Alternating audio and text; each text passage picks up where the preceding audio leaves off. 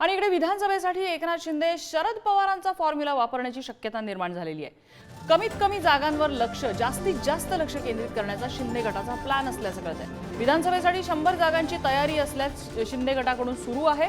मुख्यमंत्री एकनाथ शिंदे यांनी घेतलेल्या बैठकीत या संदर्भात महत्त्वाचा निर्णय घेण्यात आलाय। 100 जागांवर लक्ष केंद्रित करण्याचा एकनाथ शिंदे यांनी निर्णय घेतलाय। लोकसभेला केवळ 10 जागा घेऊन 8 जागा शरद पवार यांनी जिंकल्या होत्या आणि त्याचप्रमाणे कमी जागांवरती लढून जास्त त्या ठिकाणी लक्ष केंद्रित करायचं आणि जास्तीत जास्त विजय खेचून आणायचा असा त्यांचा प्रयत्न दिसतोय। आणि किती जागा लढवायच्या याचा निर्णय मुख्यमंत्री घेतील असं शंभूराज देसाई यांनी म्हटलंय।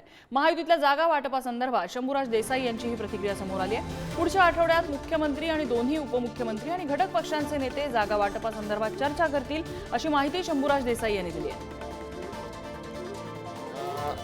किती लढवायच्या महायुतीमध्ये हे मान्य शिंदे साहेब, मान्य फडणवीस साहेब आणि मान्य दादा आणि मित्र पक्षाचे मान्य आठवले साहेब, जानकर साहेब हे जे आमचे मित्र पक्षाचे नेते आहेत हे सगळे एकत्र बसून ठरवतील। आम्ही नेहमी सांगतो की रस्सीखेच जागेबाबतीत आमच्याकडे नाही, चढाओढ जागेबाबतीत आमच्याकडे नाही। आमचं उद्दिष्ट एकच आहे, सभागृहामध्ये माननीय एकनाथजी शिंदे साहेबांनी जे सांगितलेलं आहे की 200+ महायुतीचं एकत्र बहुमत आलं पाहिजे, त्या दृष्टीने आम्ही काम करू। जागा वाटपाचा निर्णय घेण्याचा अधिकार ह्या तिघांना आहे।